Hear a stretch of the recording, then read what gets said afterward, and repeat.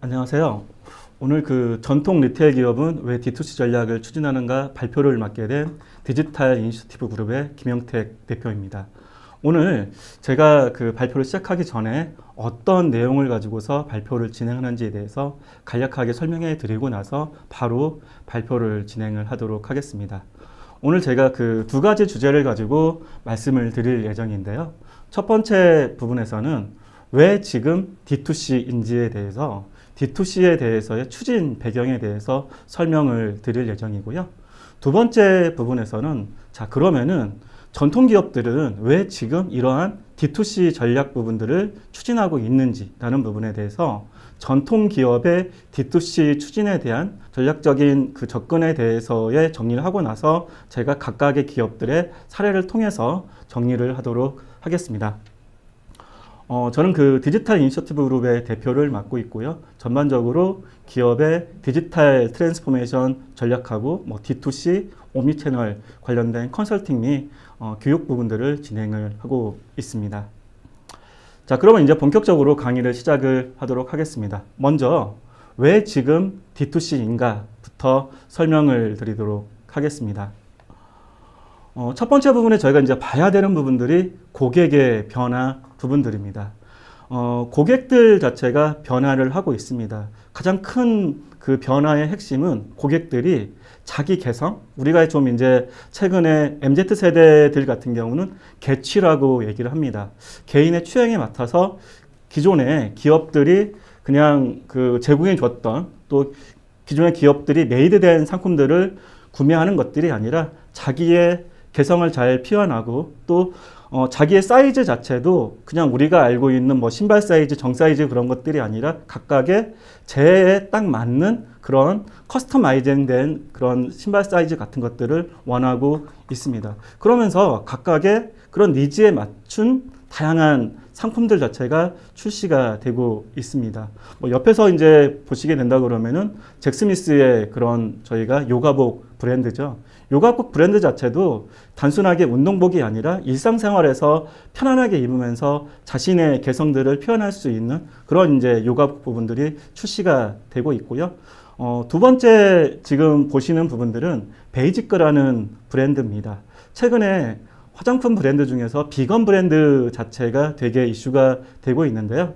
여기 같은 경우도 커피의 그린 원두를 가지고서 비건 화장품 부분들을 출시를 하고 있습니다. 이런 이제 고객이 자신의 취향 또 제가 원하는 다양한 스타일 부분들 또 어찌 보면은 제품을 선택하는 기준 자체도 건강을 중요시하거나 사회적인 책임을 중요시하는 그런 제품들을 고객들이 선택을 하고 있다는 것들입니다. 자, 두 번째 부분에서는 저희가 이제 채널의 변화를 봐야 된다는 것들입니다. 예전에는 제품을 꼭 판매하려고 그러면은 백화점, 마트, 홈쇼핑 같은 홀세일에 저희가 판매를 유탁하고 판매를 유탁한 홀세일을 통해서 판매가 돼야 됐습니다. 그런데 지금은 굳이 그럴 필요가 없다는 것들입니다. 굳이 저희가 백화점에 입점하거나 또 홈쇼핑에서의 입점해서 판매를 하거나 할 필요 없이 저희가 네이버에서 보게 되면 스마트스토어에 입점할 수도 있고 또 최근에는 라이브 커머스를 기반으로 해서 좋은 제품만 있다 그러면은 고객과의 직거래할 수 있는 다양한 직거래할 수 있는 다양한 직접적인 채널 부분들이 많이 늘어나고 있다는 것들입니다. 그러면서 이제 정말 제가 좋은 제품만 있으면 그런 제품들을 판매를 한다든지 또 기존에 제조사 자체가 판매할 수 있는 채널 부분들이 백화점, 홈쇼핑 아니면 옥션이라든 할 수 있는 그런 중간상을 거쳐야 되는 한계성이 있었지만은 이제 그런 장벽이라든지 그런 한계성을 넘어서서 이제는 다이렉트로 판매할 수 있게끔 할 수 있는 다양한 채널들이 늘어나면서 이제는 직접적인 거래 부분들이 늘어나고 있다는 것들입니다. 세 번째 부분에서는 저희가 이제 기술의 변화를 들 수가 있습니다. 우리가 그 전까지는 제품을 기획하는 단계, 또 제품을 생산하는 단계, 제품을 제조하는 단계, 제품을 판매하는 단계에서 모든 것들을 저희가 다 구축을 하거나 만들어야 됐습니다. 그런데 이제 저희가 제품을 제조하기 위해서의 저희가 딱 맞는 제조사를 찾는 것도 발품을 팔 필요 없이 보시는 것처럼 저희가 제조 서비스 플랫폼을 통해서 각각의 부품들, 각각의 원자재 부분들을 손쉽게 저희가 찾을 수도 있고요. 더불어서 저희가 이제 그 쇼핑몰을 구성하는 것들도 예전에는 저희가 이 쇼핑몰을 구성하기 위해서는 정말 저희 내부 안에 기획자, 개발자, 디자이너 자체가 뭐 6개월, 3개월 걸려서 이런 쇼핑몰을 구축을 했습니다. 그런데 지금 그럴 필요 없이 뭐 카페24에 있는 다양한 이 무료 쇼핑몰 구축을 통해서 상품 관리, 주문 관리, 고객 관리뿐만 아니라 다양한 저희가 원하는 기능들 부분들을 API를 통해서 빠르고 손쉽게 또 비용을 들이지 않고 구현할 수가 있다는 것들입니다. 그러면서 이제 저희가 제품을 기획하는 것부터 또 판매하는 것까지 전 단계 부분들을 이제는 좀 더 빠르고 좀 더 저렴하고 좀 더 손쉽게 구축할 수 있는 기술들이 구현이 되면서 이제 뭐 제조사가 됐다든지 개인이 됐다든지 하는 상황에서 그들이 이제는 이러한 D2C에 이제 참여를 하게 된다는 것들입니다. 세 번째 부분에서는 커뮤니케이션의 변화 부분들입니다. 저희가 이제 그 전까지는 제품을 팔기 위해서는 TV 광고를 집행을 하거나 아니면 정말 막대한 돈을 들여서 저희가 광고를 집행을 해야 됐습니다. 그런데 지금은 그럴 필요 없이 고객들이 이런 페이스북, 인스타그램, 유튜브를 통해서 제품을 인지하고 또 제품을 탐색하고 더불어서 매장을 방문하지 않더라도 유튜브를 통해서 동영상을 통해서 간접적인 체험을 통해서 제가 그 제품을 구매하는 이제 구매에 대한 패턴이 일어나면서 이제 기업들 자체가 커뮤니케이션 부분들이 오프라인 중심의 커뮤니케이션이 아니라 온라인 더불어서 소셜 미디어 또 각각의 고객 여정 단계별로 고객들한테 마케팅 커뮤니케이션 하는 것들이 가능해졌다는 것들이죠. 그러면서 이제 기업들이 페이스북을 통해서 제품을 소개하고 또 유튜브를 통해서 저희가 제품들을 경험할 수 있게끔 해주는 그런 마케팅을 통해서 공격적으로 제품을 소개하고 있습니다. 지금 보시는 이제 그 몽제 매트리스 같은 경우는 페이스북의 타겟 광고를 통해서 다양한 사람들한테 몽제 매트릭스의 다양한 이제 기능성 부분들을 소구하고 있고요. 그 다음에 저희가 이제 쿠켓마켓 같은 경우는 유튜브에 채널을 개설하고서 이 채널을 통해서 다양한 제품들의 뭐 먹방을 선보이거나 아니면 그 제품을 가지고 요리하는 것들을 통해서 고객들의 구매를 유도할 수 있는 다양한 마케팅 커뮤니케이션 부분들을 진행을 하고 있습니다. 자, 이제 보시는 것처럼 디지털 기반으로 어떤 변화가 일어나면서 자연스럽게 고객, 채널, 커뮤니케이션, 기술들이 변화가 되고 있습니다. 그러면서 그 전까지의 저희가 판매를 하는 방식들이 전통적인 홀세일 기반으로 어떤 제품을 판매를 했다 그러면 이제는 저희가 홀세일을 거치지 않고도 다이렉트로 판매할 수 있는 기반이 구축이 됐다는 것들입니다. 그러면서 많은 기업들이 이제는 D2C라는 것들에 대해서 고민을 하기 시작을 하게 됩니다. 자, 그러면은 D2C라는 것들은 뭘까요? D2C의 정의는 다이렉트 컨슈머의 약자입니다. 그 말 그대로 고객한테 직접적으로 뭔가에 대해서의 거래를 하고 유통하는 방식을 얘기를 합니다. 그래서 이제 좀 정의를 내리게 된다 그러면은 제조사가 중간에 도소매를 거치지 않고 고객에 직접적으로 제품을 유통하는 방식 자체를 D2C라고 얘기를 합니다. 그림에 보듯이 전통적인 저희 오프라인과 전통적인 홀세일 중심의 판매 방식 같은 경우는 제조사가 생산을 하고 도매를 거치고 소매를 거쳐서 소비자한테 전달을 하게 됩니다. 중간에 도매와 소매가 껴져 있다 보니까 거기에서 발생되는 거래 단계라든지 또 그걸 거치면서 이제 기업들이 지불해야 되는 어떤 수수료라든지 비용이라든지 이런 부분들 자체가 소요가 되게 된다는 것들입니다.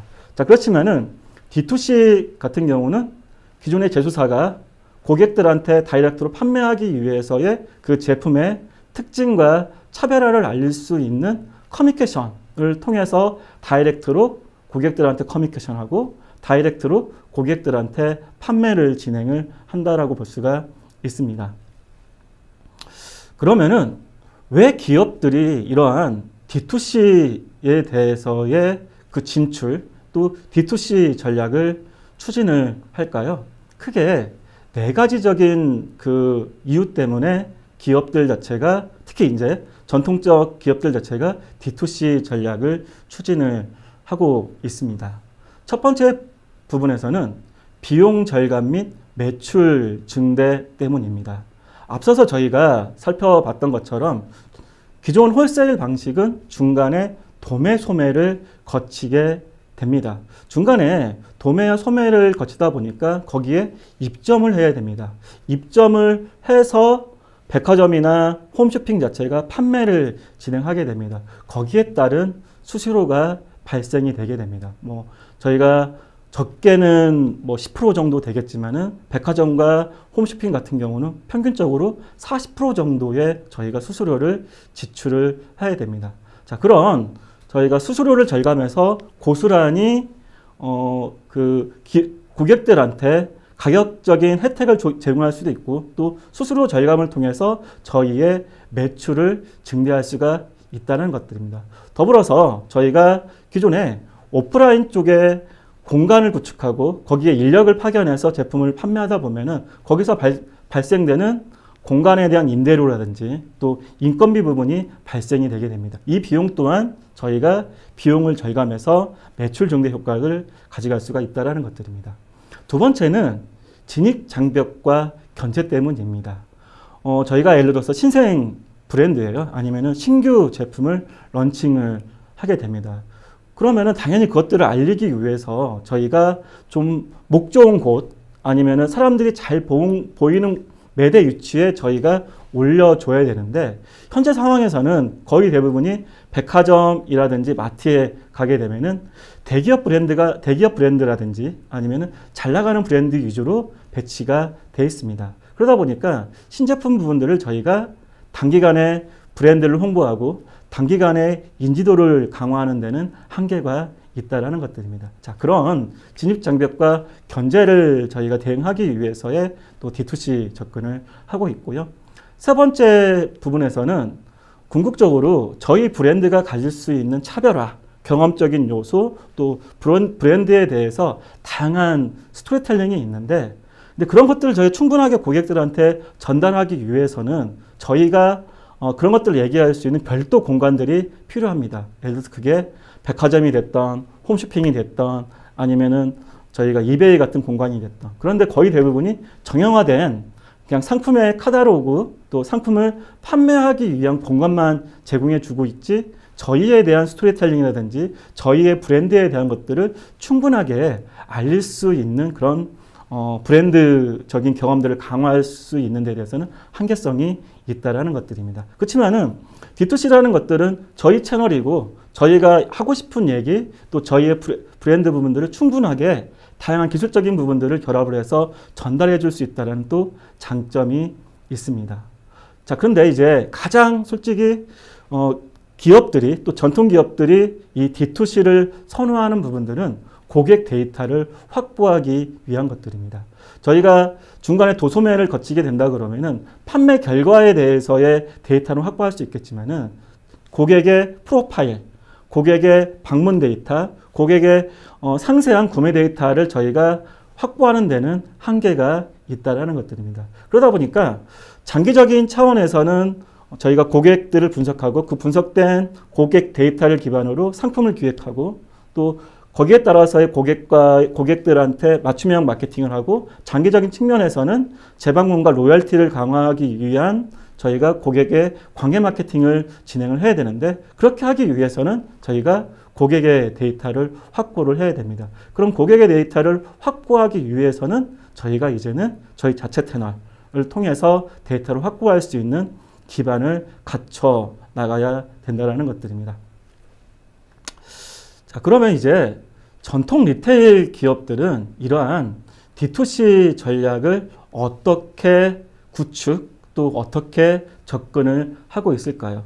저희가 분석을 해봤더니 크게 전통 리테일 기업들이 D2C 전략에 접근하고 있는 부분들은 이 세 가지 축으로 해서 세 가지 접근으로 해서 이 D2C 전략을 접근을 하고 있습니다. 첫 번째는 가장 이제 기본적인 부분이고 가장 많이 이제 접근하는 부분들이 채널 확장 전략입니다. 기존에 저희가 백화점이나 아니면 소매점에서 빼서 아니면 아예 기존에 백화점과 소매점 부분들을 단절하고 온리 D2C 중심으로 저희 자체 채널 중심으로 채널 전략을 추진하는 전략 부분들이 첫 번째 채널 확장 전략이고요. 두 번째 부분에서는 저희가 D2C 브랜드를 가져가기 위해서 전통 기업들 자체가 상품을 기획하거나 또 D2C를 운영하는 역량 자체가 부족하다 보니까 그런 지금의 고객들이 원하는 특히 MZ세대들이 원하는 디지털 네이티브 브랜드를 인수하거나 또 아니면 그런 기술적인 기반을 가지고 있는 D2C 기반의 플랫폼 기업들 인수해서 저희가 브랜드를 확장한다든지 아니면은 저희가 MZ세대들의 고객들을 확보하기 위한 신규 고객 확보를 하기 위한 그런 타겟 채널 부분들을 M&A 하는 전략을 두 번째 추진을 하고 있습니다. 세 번째 부분에서는 브랜드 확장 전략입니다. 아예 그 전통 리테일 기업들이 디지털 네이티브 브랜드를 새롭게 신규로 런칭하고 신규로 런칭한 그런 브랜드는 기존과 다른 별도의 플랫폼을 만들어서 그 플랫폼을 기반으로 저희 차별화된 브랜드와 또 새로운 타겟 고객들을 확보하기 위한 브랜드 확장 전략들을 추진을 하고 있습니다. 자, 그러면은 그런 그 접근 부분에 대해서 하나씩 사례를 통해서 다시 한번 좀 정리를 하도록 하겠습니다. 먼저 채널 확장 전략입니다. 이 이제 채널 확장 전략 부분들을 가져갈 수밖에 없는 그 배경에는 다들 아시는 것처럼 코로나19가 있습니다.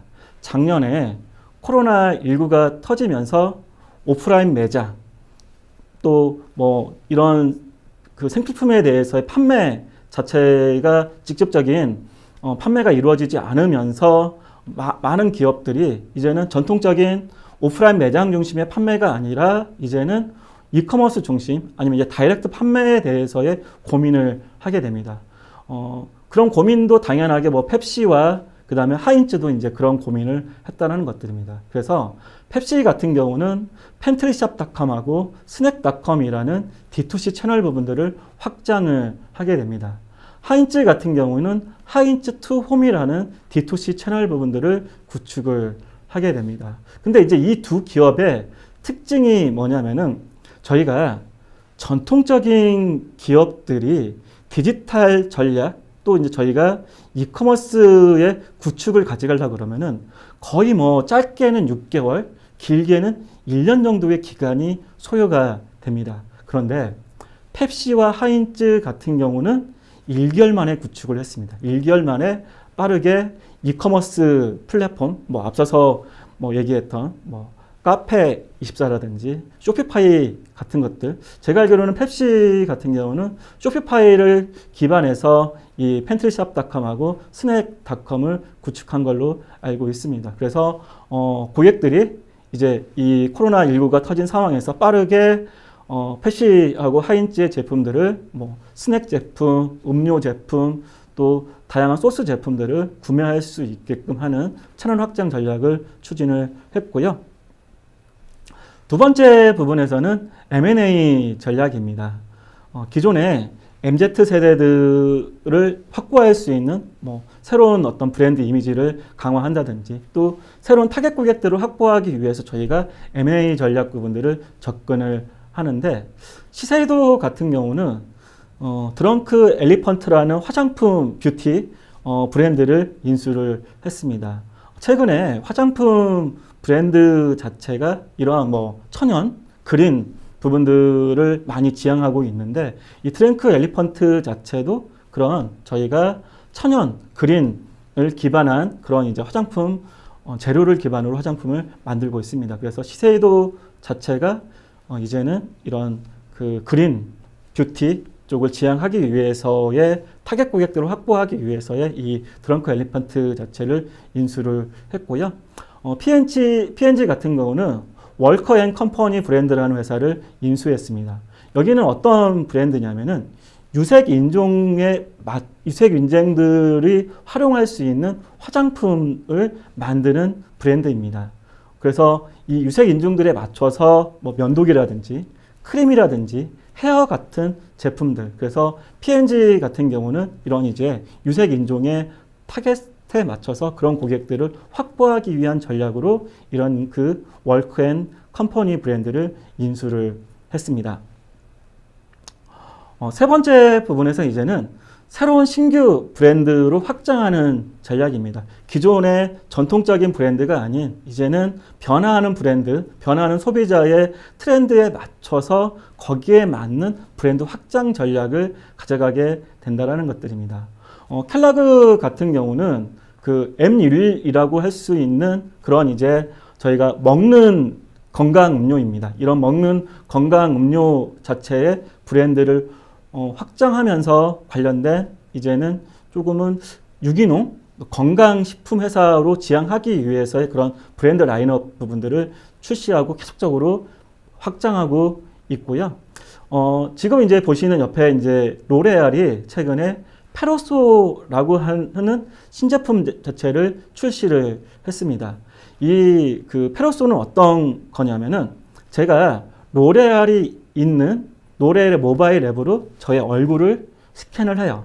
얼굴을 스캔하게 되면은 제 피부 상태를 측정하게 됩니다. 또 이 측정 부분들은 피부 상태뿐만 아니라 제가 있는 위치, 위치 안에서의 꽃가루라든지 이런 것까지 다 분석을 하게 됩니다. 그래서 저에 맞는 화장품 자체를 딱 이제는 그 산출해 주게 됩니다. 그래서 저에 딱 맞는 화장품 부분들을 딱 이제 제시를 해서 거기에 맞는 브랜딩 킷을 제공해 주게 됩니다. 그러면 제가 그 브랜딩 킷 자체를 지금 보이시는 페로소는 그런 브랜딩 자체를 해서 화장품 자체를 만들어주는 킷입니다.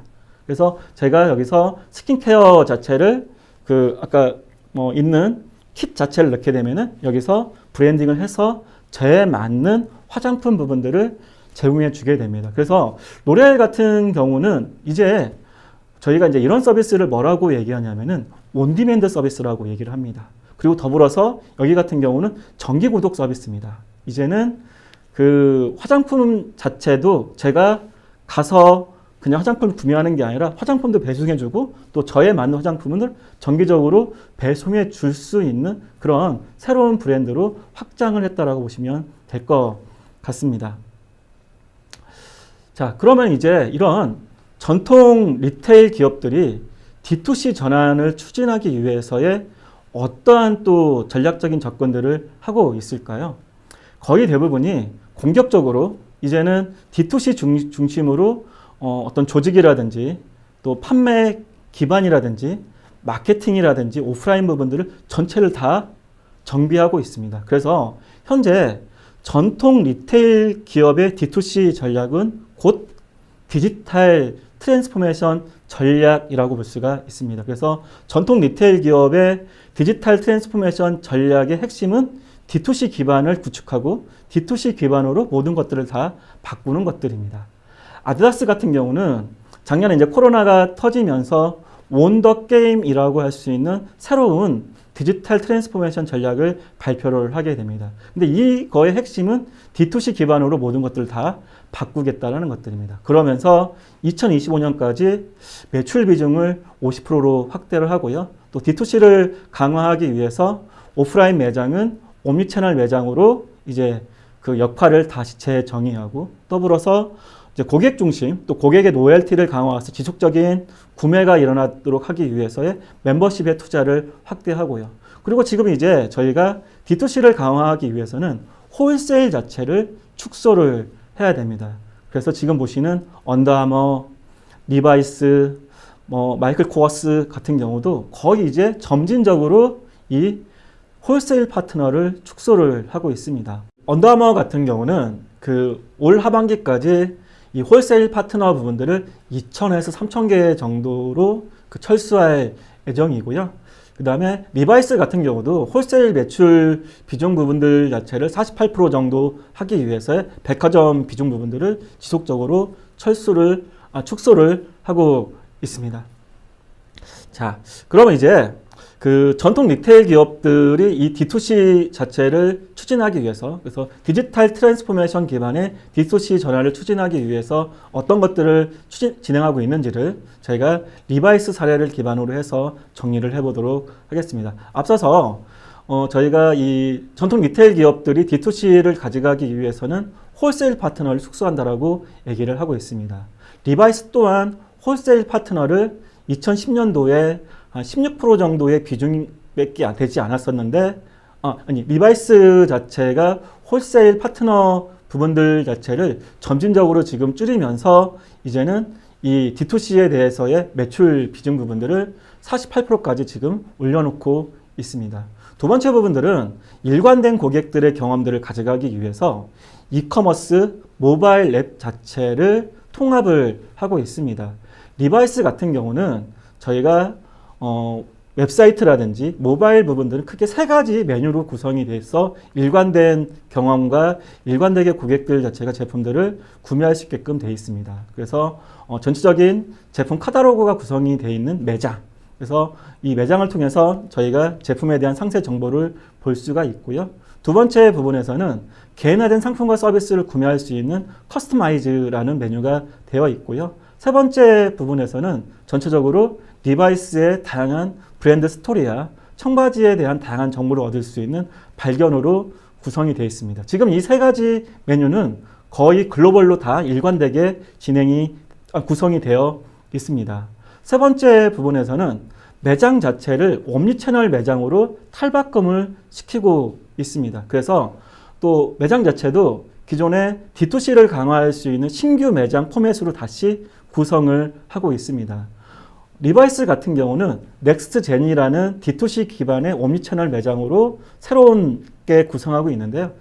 이 넥스트젠 같은 경우는 웹사이트와 모바일 앱을 통해서 다양한 서비스를 받을 수가 있고요. 또 매장에서 저희가 상품을 구매할 수 있는 기능뿐만 아니라 저희가 매장을 방문해서 커스터마이징된 다양한 저희가 청바지라든지 다양한 옷에 대해서의 저희가 그런 액세서리 같은 것들을 붙일 수가 있습니다. 더불어서 저희가 온라인에서 구매한 제품 자체를 반품도 이 매장에서 진행을 할 수가 있습니다.